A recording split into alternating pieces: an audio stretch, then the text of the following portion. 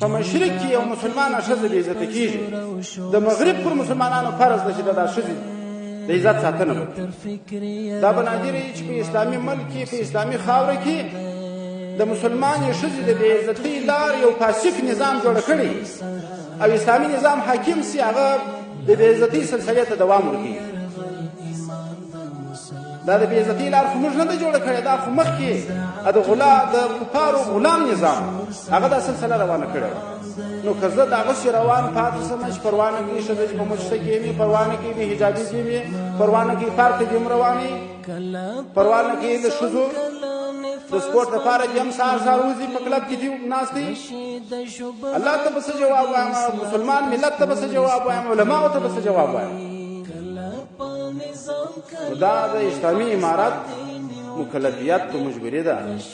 چې په دغه ځای کې به اقدام او دا د نظام بقا ګورې په دې پرې نه ده تړلې چې سړی د کفارو رضا حاصله کړي بس نظام به دې بقا پیدا کړي د نظام بقا الله پاک درته وویله چې زما دې قسم چې نصرت به دې کوم هغه د الله تعالی د دین په اقامه پرې تړلې ده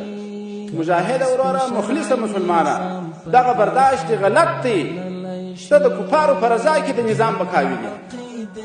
د نظام بقا د الله په رضا کې ده الله راضي که نظام به بقا پیدا کړي ځکه صراحت د آیات کریمه ده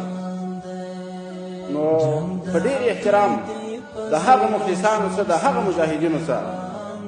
د هغه مسلمانانو څخه غوښتنه کوم چې د نظام سره اخلاص لري د اسلام سره اخلاص لري